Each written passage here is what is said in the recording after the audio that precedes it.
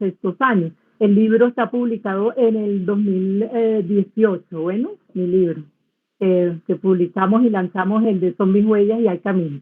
Entonces, pues pienso que ya estamos todos los que somos, vendrán más y podrán de todas maneras, digamos que unirse a esta charla porque es bastante ágil. Voy a tratar de hacerla en unos 40 minutos, a oír las preguntas que ustedes tengan, que me parece muy interesante que las hagan y despejemos algunas dudas. Entonces, dando inicio, quiero hablarles un poquito como la definición del ciberperiodismo, que si bien Patricia ya nos comenta que es un periodismo online, es un periodismo digital, es un periodismo que se ha bautizado así, ciberperiodismo, pero tiene unas normas, tiene unas reglas y digamos que es pasar del papel a la pantalla.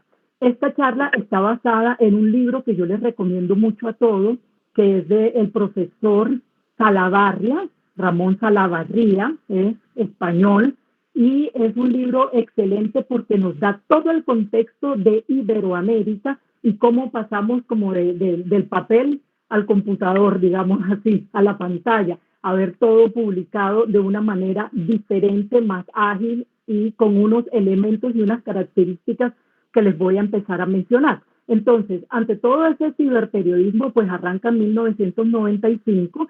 Yo recuerdo, y ustedes también, que todos los periódicos en Colombia pues eran de papel. De hecho, algunos hasta nos dejaban un poquito las manos con la tinta, ¿no?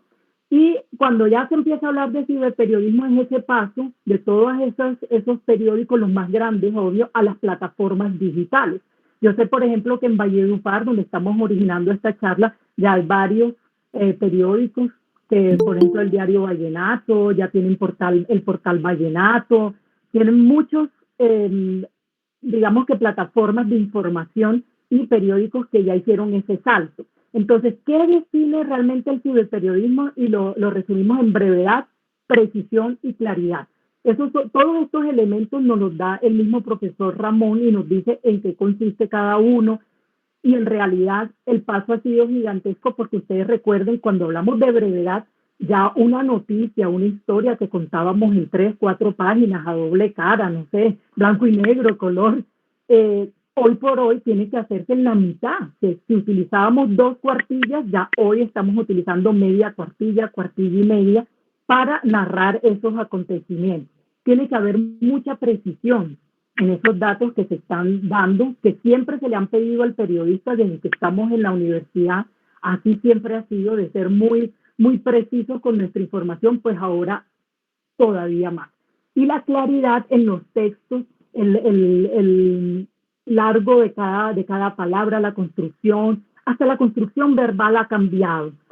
Para titular, recuerdan que antes no teníamos que tener en cuenta cuántos caracteres, ni se tenía un SEO, si hacer la búsqueda en Google me podría salir mejor si coloco este título o otro. Todo eso ha cambiado. Y todas esas reglas están resumidas en la brevedad, la precisión y la claridad que tenemos que hacer los periodistas que estamos haciendo esa publicación digital. Es un contenido que nace de las redes sociales para las redes sociales, que se diferencia mucho en lo que veníamos haciendo con el periodismo tradicional. Y por supuesto, pues tiene varias, si quieres pasamos, Patricia, a las otras características, que son 3 que rescatan y nos resalta mucho el profesor Salaverría, que son multimedia, porque es una manera de dar la noticia y ya podemos utilizar infografías, un video y un dibujo, una animación, un GIF, muchas maneras de recrear ese contenido, complementarlo con testimonios que ya vienen siendo de manera visual, muy diferente a lo que teníamos antes. Antes solamente era el texto y ya, teníamos que, obviamente, mucha más creatividad en imaginarnos cómo habían sucedido todos esos hechos que nos narraban. Hoy por hoy tenemos todo eso que se llama también hipertextualidad, al igual que la parte multimedia. La hipertextualidad, ¿en qué consiste? ¿En qué consiste, perdón? En hacer esos links que vemos siempre cada vez que leemos las noticias en las revistas, en los periódicos, siempre están señalados como en azul. Uno da un clic ahí y siempre nos manda otro link. A eso se refiere esa hipertextualidad, que ya nosotros podemos de una sola noticia o contenido que estemos leyendo, podemos saltar a complementar esa información a muchas otras plataformas digitales, cosa que pues obviamente antes tampoco teníamos. También nos habla él el tercer elemento importantísimo, que es la interactividad. Eso tampoco lo veíamos tan a menudo en nuestro ejercicio como periodistas, a menos que estuviéramos haciendo radio, por ejemplo, que sí llamaban los oyentes y nos participaban y hacían preguntas al aire, todo eso lo veníamos manejando. Hoy en día está al 100% esa interactividad y eso hace que el ciberperiodismo tenga unas características especiales. Yo les incluí este cuadro, que es el registro de noticias hasta el 31 de julio del 2020. Esto me lo facilitó Siglo Data y es una manera que nos refleja este cuadrito, cómo se están dando las noticias hoy. No creo que sea sorpresa para ustedes que el 63% esté en Internet. O sea, todo nos está llegando por Internet. Pero miren qué tan bajito está el porcentaje de la televisión, en 8%. Prensa está en 16% y tenemos un 13% de los radioescuchas. Entonces, digamos que el Internet está batiendo récords hoy más que nunca. Y eso es importante tenerlo en cuenta porque ese es el futuro de las comunicaciones. Todo, ya no hay marcha atrás. Quiero contarles que el profesor Ramón es muy pro papel. Y él, dentro de su concepto y todo lo que él propone y nos explica y nos comparte, para él la prensa impresa no va a dejar de existir nunca jamás. O sea, estará siempre a la par de todas estas plataformas digitales y este ciberperiodismo que estamos haciendo. Entonces, por ejemplo, cuando yo ahora, como soy bloguera, no crean que el paso fue grande. Yo inicié haciendo periodismo como todos en la universidad, mandando mis noticias, no me las podían corregir, no había esa manera de que actualizar y que hubiera en tiempo real, como nos dicen ahorita, esta claridad, esta brevedad y esta hiperconectividad no existía.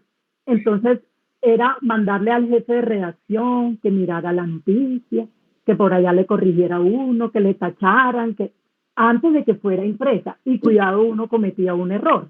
Hoy por hoy tenemos esa, digamos, facilidad de complementar todo lo que uno vaya a publicar en las plataformas de los periódicos, de las revistas. Si hay algo nuevo, lo que se llama en inglés, y aquí también lo usamos como un update, enseguida lo podemos hacer. Y eso hace diferente el ejercicio del periodismo a lo que teníamos antes, porque constantemente se está actualizando. Antes no pasaba así, 2, 3 días, al cuarto día salió otra vez el periódico, no sé, con ampliación de la noticia, mientras que ahora es inmediato, lo que es bueno y también es malo, ya veremos por qué.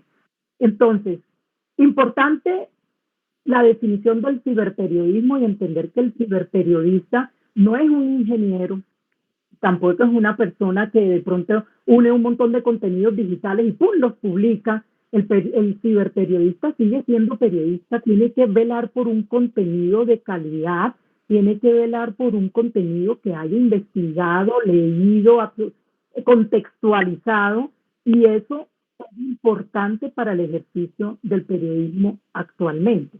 Y desafortunadamente está en riesgo. Ya vamos a ver también por qué y lo que yo podría sugerirles que podríamos como hacer.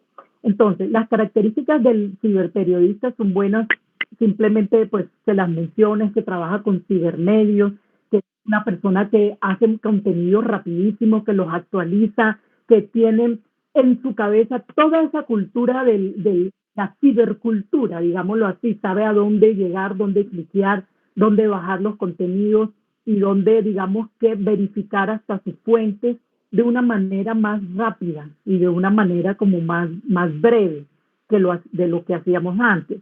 Utiliza también muchos recursos informativos como las existentes en las redes telemáticas, conoce, utiliza todas las herramientas y esto es muy importante. Ya un periodista no puede llegar a actualizar una información sin saber cómo se maneja su propia plataforma, hasta las mismas medidas de la foto, cómo viene la resolución de un video, o sea, nos ha tocado duro. Y ha sido interesante este paso del periodismo que veníamos ejerciendo antes al que estamos ejerciendo actualmente, con todos estos recursos de multimedia, de videos, de actualidad y de lluvia de información, porque llegan de muchas partes, ya en muchos idiomas, que por eso también para mí es muy importante que empecemos a darle más valor a los idiomas en el ejercicio del periodismo, aquí en Colombia sobre todo. Otra de las características, bueno, ya les mencioné que gestionamos grandes cantidades de información, la capacidad creativa de innovación, perdón. Esto lo está cambiando constantemente. Todo lo que tenga que ver con las redes sociales, con periodismo digital, con periodismo que llamamos ciberperiodismo, evoluciona constantemente. Entonces tenemos que ser muy creativos en la presentación también de esos contenidos. Ya no solamente es un título, ya tenemos que pensar en muchísimos otros recursos, ¿cierto? Y tenemos que pensar en esas alianzas con otros medios de comunicación, que en su momento yo recuerdo que cuando yo empecé a ejercer ayer, bueno, teníamos que estar muy atenidos, recuerdo a AFP, que era la agencia francesa de prensa, que nos daba las fotos, esperando los medios regionales, porque yo trabajé en medio regional, que nos dieran como un fin de semana sale o una promoción así espectacular para que nos dieran unas fotos de alta resolución para poder colocarlas nosotros como algo atractivo dentro de ese periódico que iba impreso. Hoy por hoy ya no es así. Ya la multimedia nos facilita unas fotografías hasta con drones espectaculares. No sé si ustedes han notado, por ejemplo, en el medio que yo me desenvuelvo, que es el tiempo, por eso doy ese ejemplo, el cambio tan bárbaro que hemos dado en el sentido que cada vez que se abre una red, el periódico ha ido creando contenidos ajustados a esa necesidad, a esos clientes, a esa rapidez, brevedad informativa. En el Instagram, si ustedes siguen Instagram, Facebook, Twitter, todas estas redes han tenido como su momento boom para el tiempo. Actualmente yo considero que tanto los streamings que se están haciendo por Facebook son espectaculares, son muy buenos, como también todo el material que se está haciendo en la red social que es Instagram, que es una de las que mayor proyección tiene actualmente. Entonces, si ven que toda esa innovación y toda esa capacidad creativa se va reflejando en las plataformas que vamos conociendo. Yo les hablo del tiempo, pero muy seguramente lo hemos también notado con nuestros medios regionales. Antes uno sacaban una sola noticia y se demoraban. Por ejemplo, el Hoy Diario del Magdalena, que llegó tarde a la era digital un poquito comparado con los periódicos grandes, obvio, pero que hizo su esfuerzo, al igual que el Informador en Santa Marta. Ellos en un comienzo ponían una noticia y se los aseguro que ustedes llegaban a la semana y era la misma fotico con la misma noticia. No había esa actualización que vemos hoy. Hoy por hoy ustedes entran y pueden ver sociales, el matrimonio que fue hace 8 días y el que fue, bueno, ahorita por pandemia no, pero el más reciente también lo podemos ver. Entonces sí ven que la creatividad y la innovación han jugado un papel importantísimo en todos los medios que conocemos. Bueno, es importante mencionarles como este decálogo del ciberperiodismo que nos da Ramón, y yo lo tomé porque el libro es largo, extenso, y yo traté de sintetizarles y contarles lo que pues más pudiera. Entonces miren que me encanta este decálogo porque habla de la calidad del contenido, algo que para nosotros los periodistas a veces es frustrante, no crean, porque todo el mundo es periodista ahora, que es un fenómeno que también voy a mencionarles. Entonces, ¿qué nos va a diferenciar cuando hay esa lluvia de información que te mandan y te mandan links? Pues él es muy claro y dice la calidad. Y la calidad siempre va a ganar en todo lo que hagamos. Entonces, cuando se generan tantos contenidos en Internet y tantos lugares donde ir a ver para aquí, para allá y navegar, y me llegó esto por el Twitter, por el Facebook, por el Instagram, por el WhatsApp, lo más importante para un ciberperiodista es que lo que cree tenga calidad. ¿Y cómo tiene calidad? Haciendo un contexto, leyendo y de todas maneras investigando sus temas y haciéndolo de la manera como el periodismo se debe hacer. O sea, esa parte mística, de ética, de ciencia que nos enseñan en la universidad no ha cambiado. Lo que ha cambiado es la manera a través de la cual estamos comunicando, así por decirlo así. Y también nos habla de la importancia de escribir, y es que el que escribe tiene que leer sí o sí. Y recuerdo una frase que leí hace poco que nos decían de Gabo, que el señor por cada página que escribía se leía 100.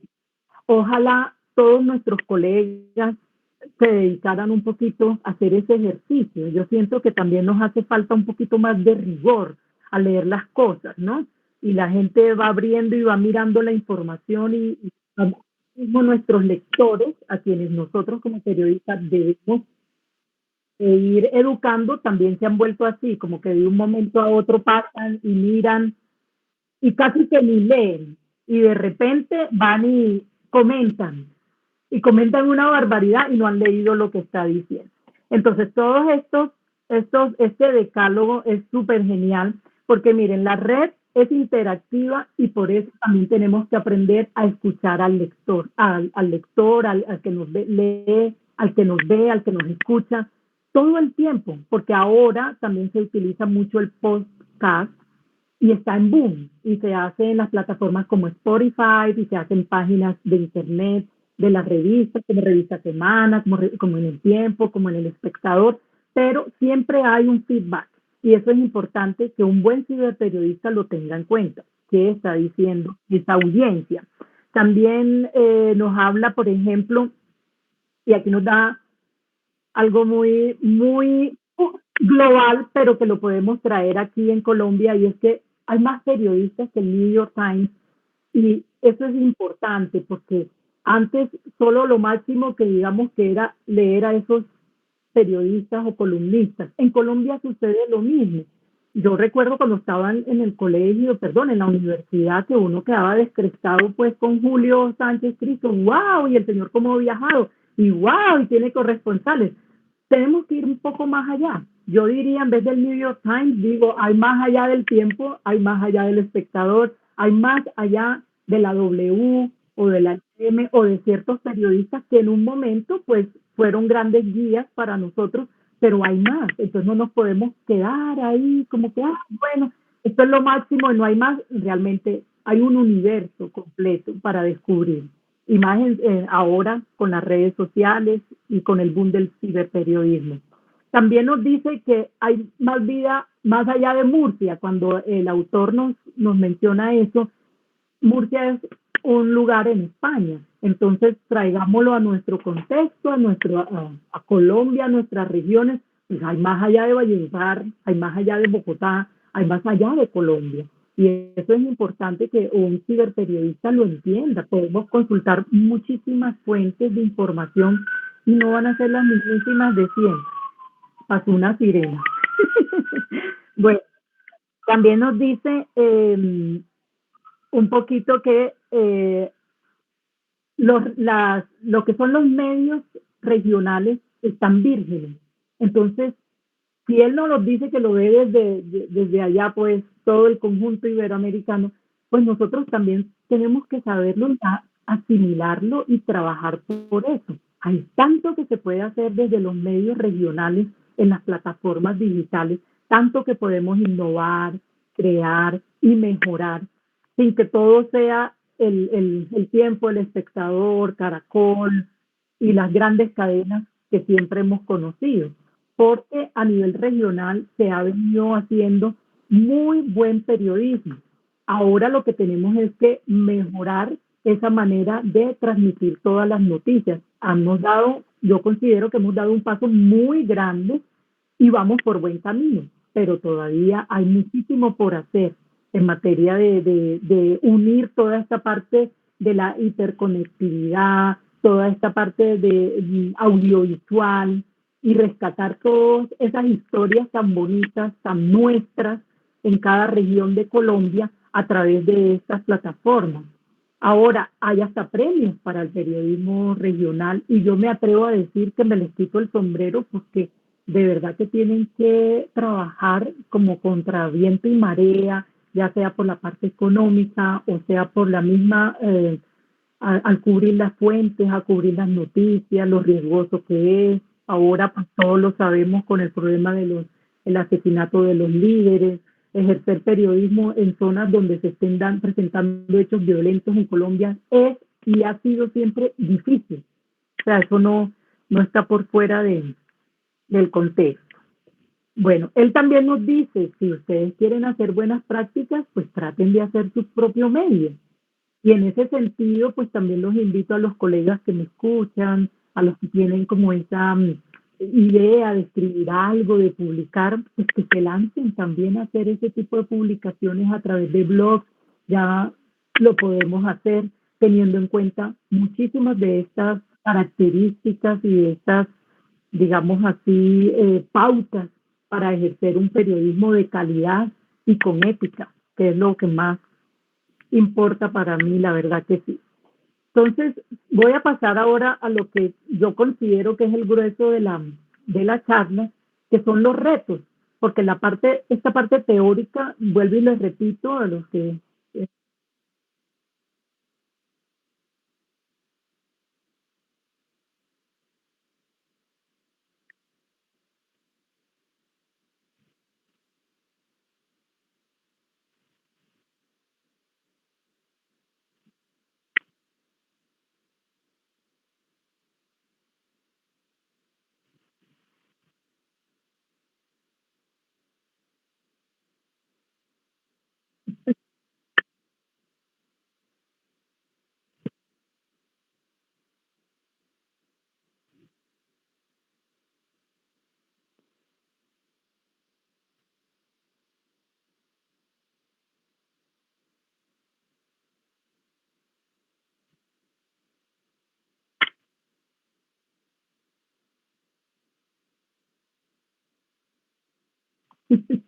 Bueno, yo diré que no, que ya esto es ágil, es agradable y fácil de digerir, porque el decálogo estuvo rapidito y bien explicadito. Entonces, Súper bien, me lo voy a llamar. yo espero que no lo olviden.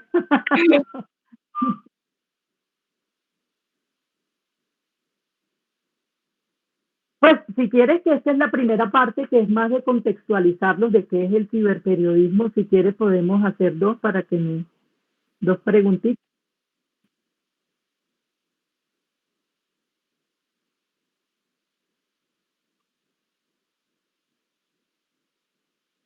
Actualmente, como les decía, está en 8%, pero comparativamente hace rato vienen en decadencia, digámoslo así, la parte solo de televisión. Lo sé porque también, no tengo el dato ya para decirte, bajó o subió en esto, pero no ha superado el Internet. Entonces, por ejemplo, cuando uno le dicen, hagamos un programa de televisión, honestamente para mí, yo le metería toda la ficha y lo meto por YouTube. De verdad que sí, porque la gente lo ve más en un canal de YouTube que en televisión. Así están las cosas.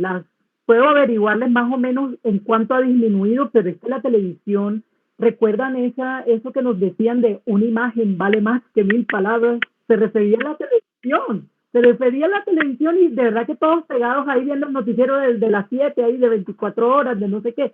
Hoy por hoy eso ha cambiado. La gente consulta todo por internet. Entonces, si el 63% lo tiene de la torta, se la está comiendo el internet, yo te puedo asegurar que en un 50% se bajó la televisión, bárbaramente, bárbaramente.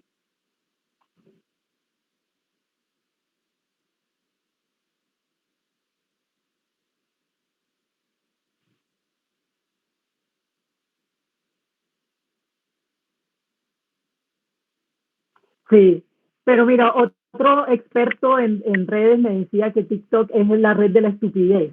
Y está de moda la estupidez, está de moda, que no hace así, que la niñita brincó para acá, que hace el hula hula, bueno, no sé, que imita, que hace muchas cosas, pero sí hay que tener en cuenta las tendencias. cuando nosotros queremos hacer algunas publicaciones. Entonces, indudablemente lo que es Instagram, que cada vez está siendo una plataforma con mayores contenidos de marketing digital. Ustedes ven que todo el tiempo nos está saliendo sponsor, y así, sí, la publicidad de todo el mundo.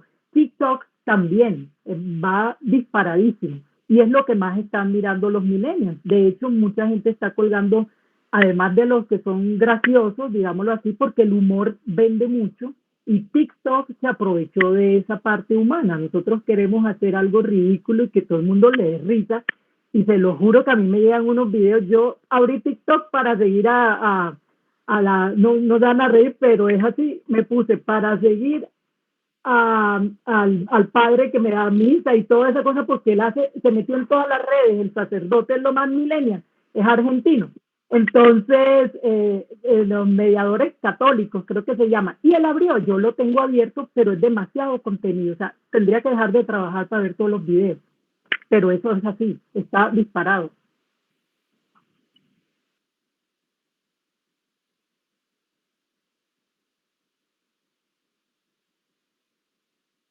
Por supuesto que sí, por supuesto que sí, que las universidades, por ejemplo, de lo que nosotros llegábamos con la máquina a cuestas, ya eso tienen laboratorios, tienen una formación muy integral para el periodista en el manejo de los recursos para poder como ser competitivos en este mundo del ciberperiodismo. Eso sí lo están haciendo todas las universidades, no, ustedes no lo duden, es impresionante la evolución que también han tenido las aulas.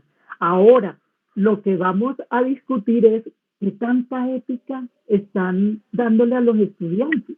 ¿Mm? Eso sí es lo que tenemos que estar un poquito más con los ojos en la mira, y son los retos de los cuales yo les quiero hablar. Porque yo puedo tener todos mis gadgets, todos mis juguetes y ser una dura, yo subo, yo publico, yo misma hago mi streaming, mi live, compré mi trípode, hice todo perfecto. Pero en el momento de darle el tratamiento a las noticias, en el momento de tener veracidad, en el momento de tener credibilidad, ¿cómo nos está yendo con eso? Eso es importante. Entonces, mire, cuando yo les hablo, si quieres pasamos ya a los retos ahorita. ¿Sí? Vale, listo. Cuando hablo de recuperar la credibilidad, hombre, yo me refiero a eso. Esto está terrible en Colombia, lo que está sucediendo es lamentable y tenemos que recuperar la credibilidad en el periodismo y se perdió.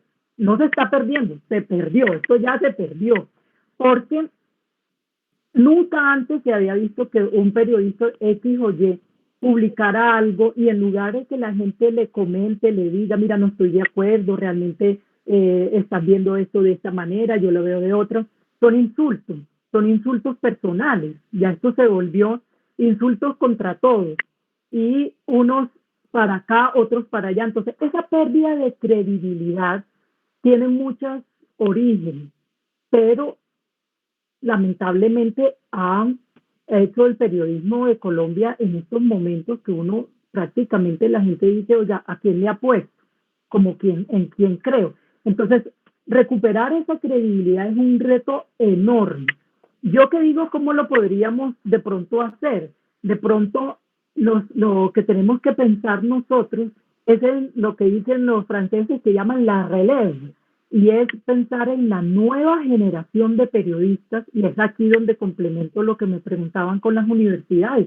Son las universidades las llamadas a prepararnos en esta toma de nuevos periodistas que lleguen a informarnos a nivel regional, a nivel nacional, porque es que ya no podemos estar dependiendo de las mismas fuentes de información que han perdido completa su objetividad, se ha perdido la legalidad, digámoslo así, de la misma información, porque son como que ya esas personas que se encargaban de darnos como la noticia, ya no tienen el respeto y la credibilidad que tenían antes.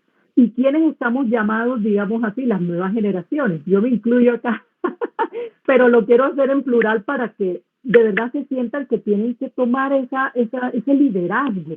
Ya no podemos estar 20, 30 años con el mismo periodista que no puede decir ni mu porque todo el mundo le cae Y el Señor se ayudó, o sea, seamos francos, pero se ayudan, cambiando, siendo incoherentes con sus posiciones, ya sean políticas, ya sean, no sé, de darnos a conocer la información. Hay mucho ese escudo en Colombia de que se llamó a la señora y no contestó. Entonces siempre es una sola parte, una sola versión y lo que de pronto le convenga más. Y ya la gente, los lectores, la audiencia, ya se dio cuenta de que algunos periodistas, que son los más visibles, lamentablemente, hacen mucha manipulación. Entonces, la manipulación de los contenidos, la incoherencia con sus posturas políticas, la falta de contexto, la falta de ética al tratar a las personas, a la audiencia. O sea, si yo soy periodista y yo maltrato a mi audiencia, hombre, pues la audiencia me va a maltratar a mí. Es normal, es normal. Yo tengo un blog, yo no insulto a nadie, de pronto por eso no sea tan famosa, porque no me dedico a insultar a la gente, ¿sí? A hacer sensacionalismo, a hacer todo este tipo de cosas. ¿Y qué pasa?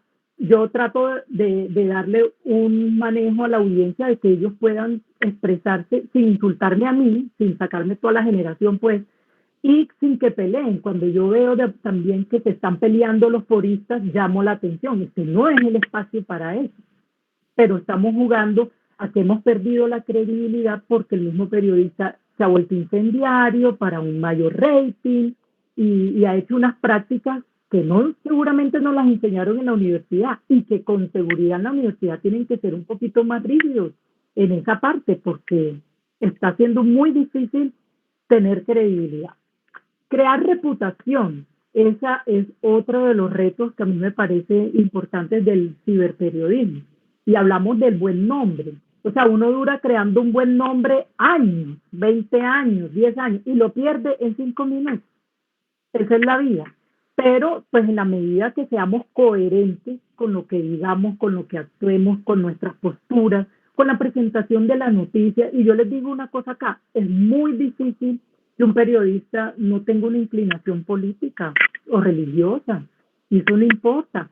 Lo importante es que sea realmente transparente con su audiencia y que sea coherente con la información que está dando y no que por lo menos, entonces yo soy de izquierda y le doy duro y yo soy de derecha, entonces me levanto, desayuno y creo libre, pues como periodista, para atacar a X o Y. Y eso es lo que estamos viviendo en Colombia.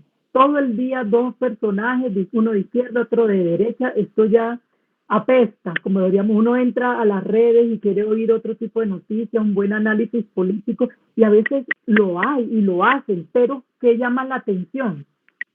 La estupidez. Una.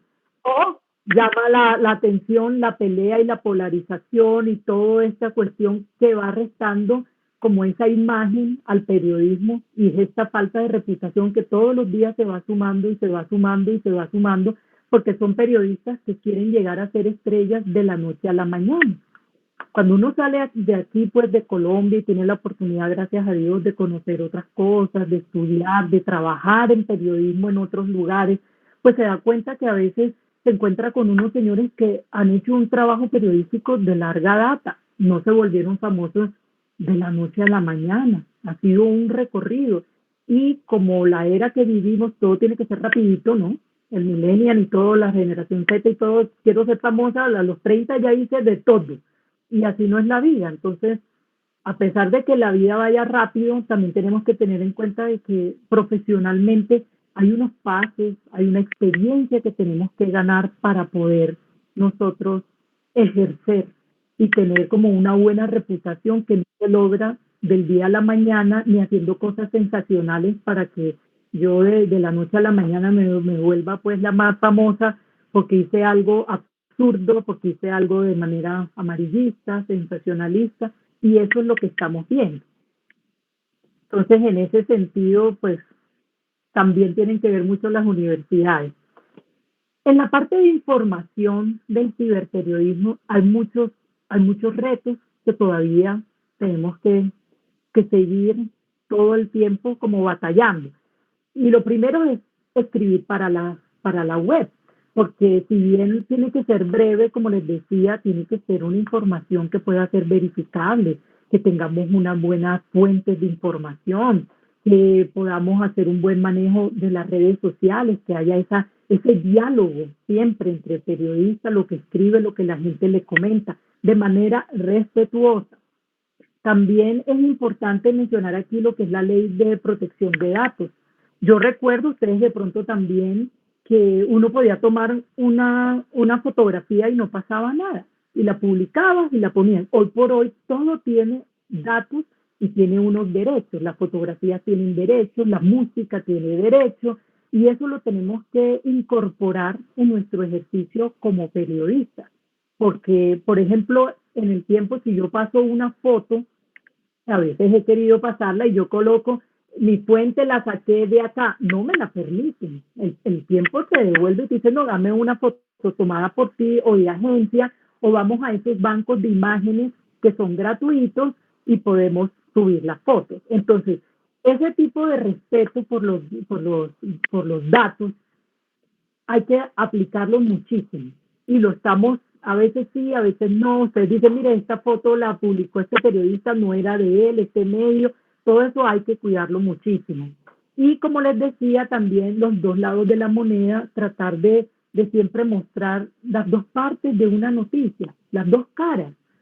Eso lo manejan bastante sin ser perfectos, porque en ningún país pues son perfectos, pero en Canadá manejan muy bien eso.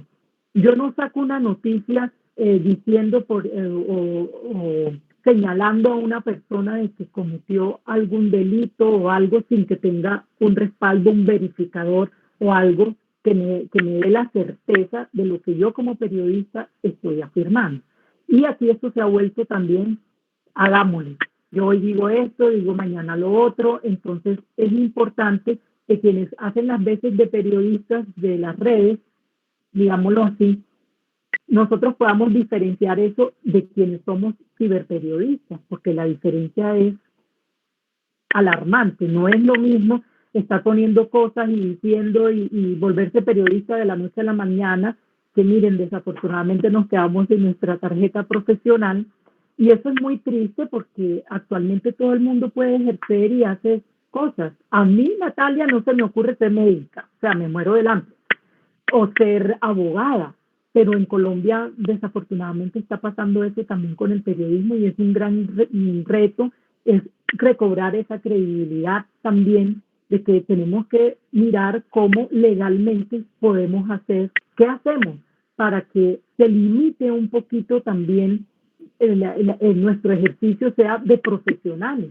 y no como seguimos, que cualquiera hoy abre un medio de comunicación, lo hace, dice un montón de disparates, persigue a Pepito Pérez, al otro, dependiendo sus inclinaciones o sus preferencias, y hace un gran daño, ¿sí? Eso está pasando todo el tiempo en Colombia, y yo pienso que hace falta esa parte profesional y legalizar, un poquito más de legalidad en nuestro ejercicio, para que podamos nosotros hablar de un periodismo más depurado, que tenga ética, porque miren, en el tiempo han pasado casos difíciles, o sea, blogueros, y ustedes lo saben, que han vivido viven en Valledupar, que una persona que trabajaba en el tiempo dijo cosas y horrores espantosos cuando falleció Martín Elías.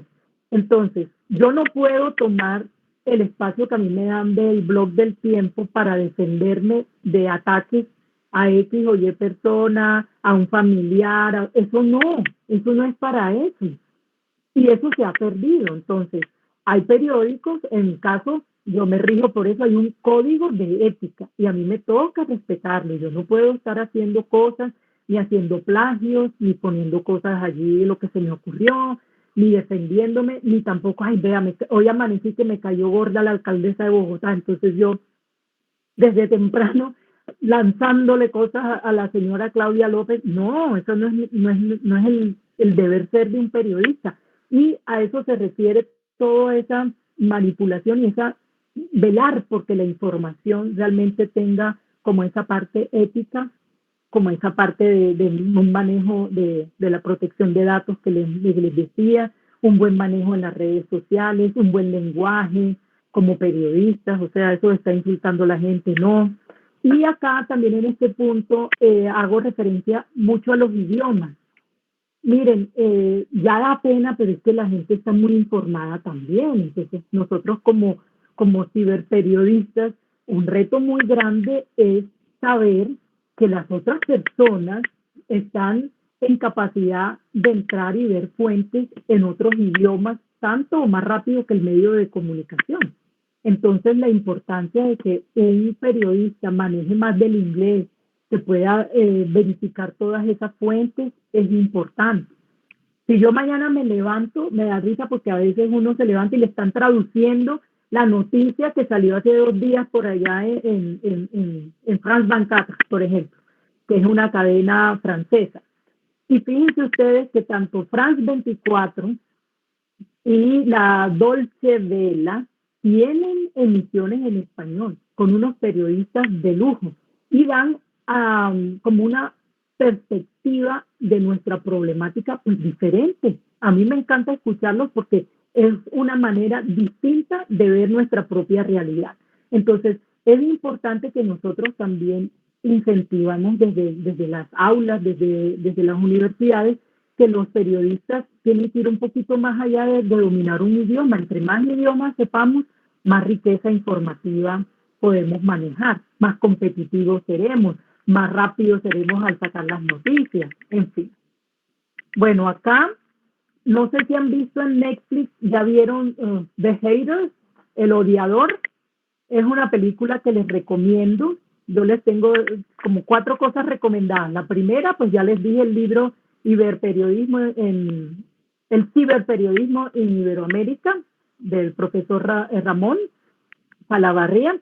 Y la película que les recomiendo que está en Netflix, yo espero que todavía, que se llama El Odiador, es una película polaca y es excelente porque es toda la manipulación de todas esas bodegas, de los influenciadores y cómo están manejando las tendencias y lo que la gente pueda estar como pensando.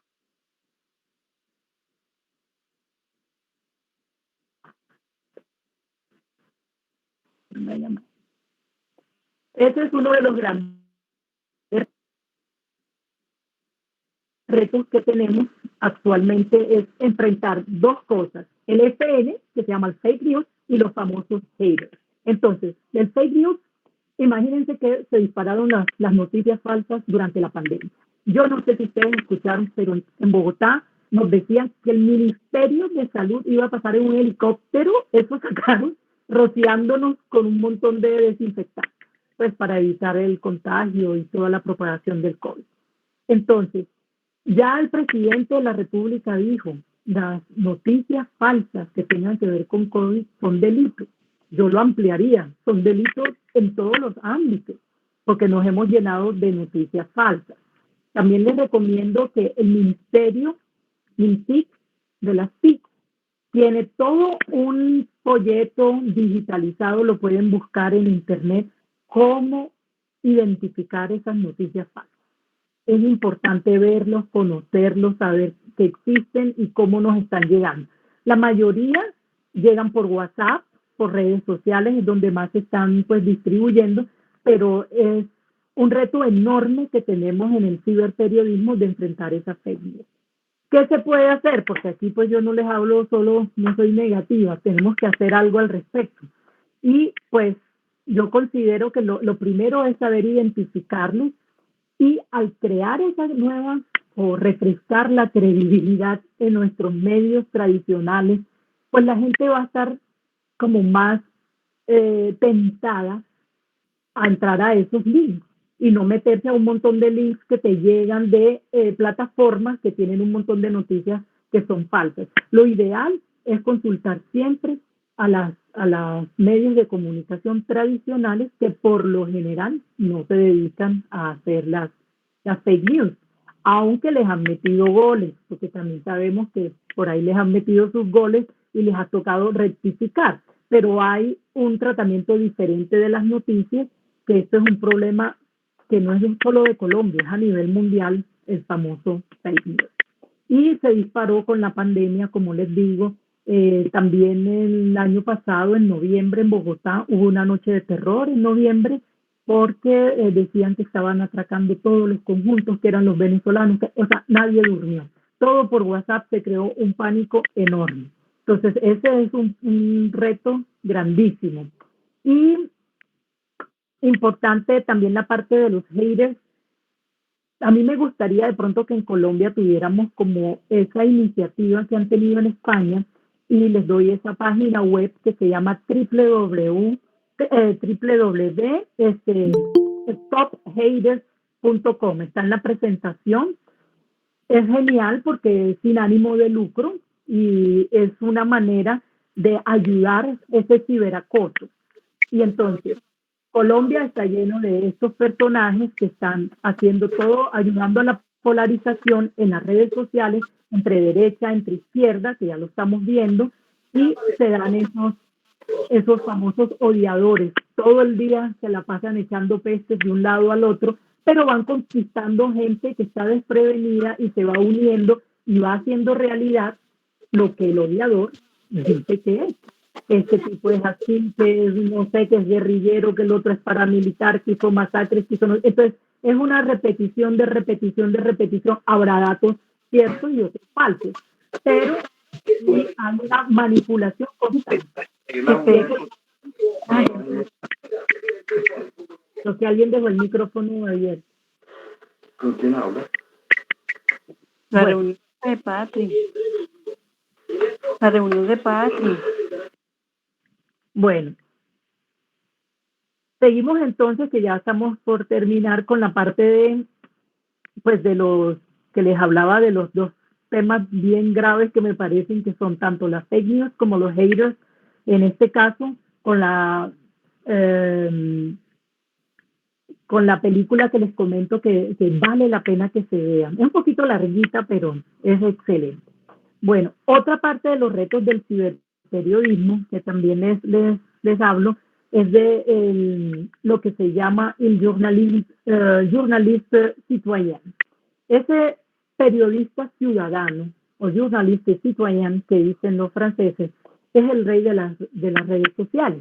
Entonces, eso es un reto enorme para los ciberperiodistas, porque nosotros estamos informando, investigando, y de repente, ¿cómo le dice uno a un señor que tomó su teléfono celular y se asoma por la ventana y graba un atraco, un accidente y lo publica? Eso es lo que estamos teniendo actualmente. Un montón de ciudadanos con, digamos, herramientas, ¿sí?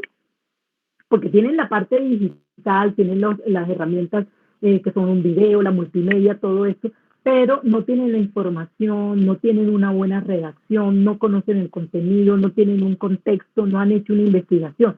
Entonces son esos dos panoramas que tenemos. El ciberperiodista que está informando a través de sus medios de comunicación o de sus redes, y el ciudadano de a pie, que de repente, pues, el señor tiene todo su derecho, nadie le dice que no, de comunicarnos lo que está sucediendo.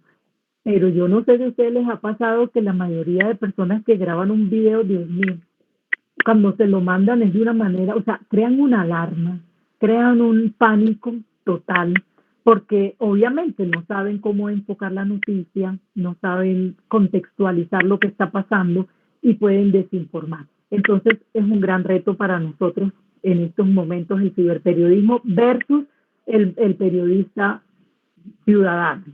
Y ya casi para terminar, les hablaba también de la objetividad periodística en medio de esta polarización de derecha e izquierda, que no es solamente en Colombia, también se está dando a nivel internacional. Toda esta polarización que no es buena y que de alguna manera le tiene un rótulo a cada periodista de cada medio, y eso es lo que nos está también perjudicando enormemente, porque no hay como esa libertad en el sentido de que cada periodista como que se atrinchera, y a veces no tienen coherencia. Hoy soy liberal, mañana soy conservadora, pasado soy, no sé, uribista, petrista, fajardista. Entonces eso al periodista, las demás personas está bien. Nadie dice que un periodista no pueda tener su identidad política, religiosa, está en todo su derecho.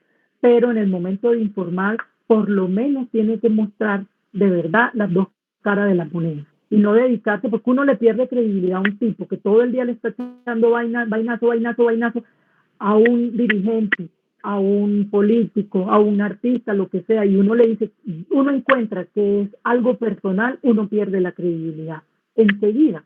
Entonces, eso tenemos que cuidarlo muchísimo porque es un casi que atentado pues contra el ejercicio del periodismo. Y me encantó, tengo otra última cosa o recomendación que hacerles, y es el libro Censurados de Santiago Tejedor, porque la censura pues también es otro reto para los ciberperiodistas actualmente.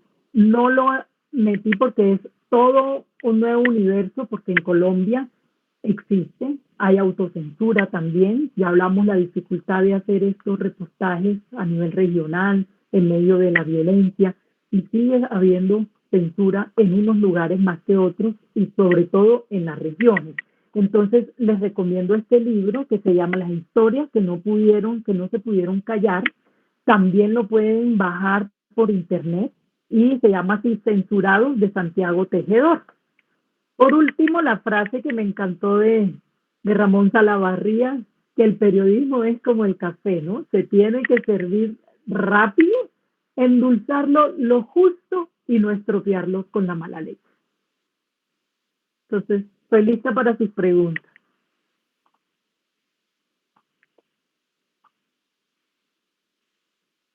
Si Patricia está por ahí.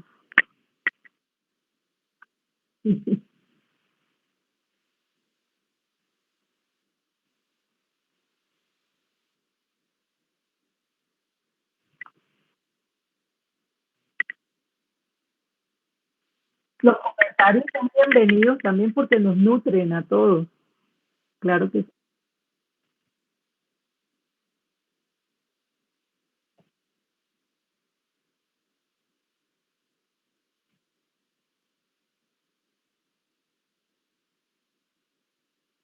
De acuerdo. Acabar la estupidez. Sí,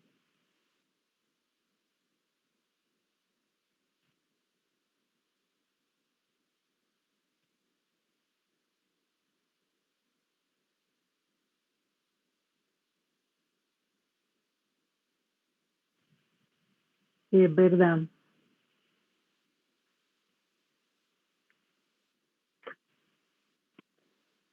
Yo creo que es esa búsqueda todo el tiempo de la audiencia que no va a estar, pues ya no come entero, ¿sí? Y la gente tiene derecho a buscar otras fuentes de información que sean más veraces.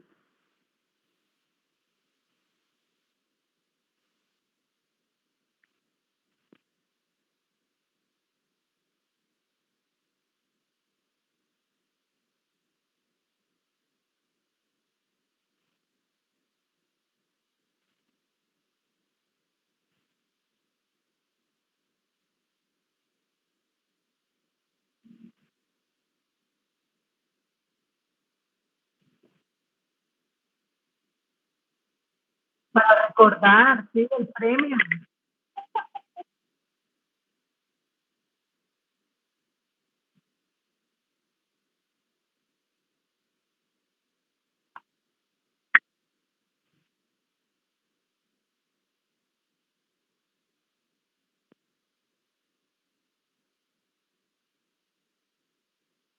Igual quería saber, Patricia, les podemos dejar la presentación colgada también, si la puedes hacer, claro, es importante porque es una hoja de ruta lo que Ramón Salavarría nos deja. Es una hojita de ruta para saber nosotros más sobre el ciberperiodismo.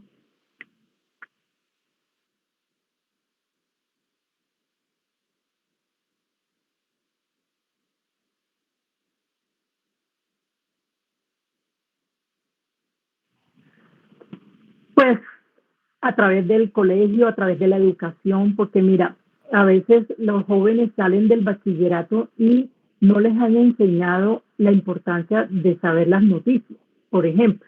Entonces sí, terminaron, se graduaron, pero son jóvenes que no conocen un poquito la importancia de informarse diariamente sobre las noticias, así no vayan a ser periodistas, ¿sí me entiendes? Entonces el ciberperiodismo tiene una manera más ahora de atraer a esta audiencia joven, porque como les decía, tenemos streaming, tenemos live, tenemos videos, tenemos infografías, o sea, todo esto es un conjunto de recursos que cuando yo estaba chiquita, pues nada de eso, yo veía a mi papá era leyendo un tarrado de hojas que eran los periódicos. Hoy por hoy los jóvenes ya se sienten un poquito más cercanos a las noticias a través de estas plataformas, como en Instagram, TikTok, pero pueden existir, digamos, estas cuentas informativas, pero si el sardino, el joven, no le interesa informarse, entonces pienso que es una labor que se debe hacer desde los colegios, despertarles esa curiosidad por al menos saber unos titulares de qué está pasando en su país. Muchos se quejan que llegan a estudiar una carrera, por ejemplo acá en Bogotá, lo sé, que vienen de diferentes colegios y de pronto se encuentran como perdidos. Ay, ¿qué está pasando eso? Ve, el IVA lo aumentaron. Ay. Entonces creo que desde la educación se puede hacer, desde los colegios.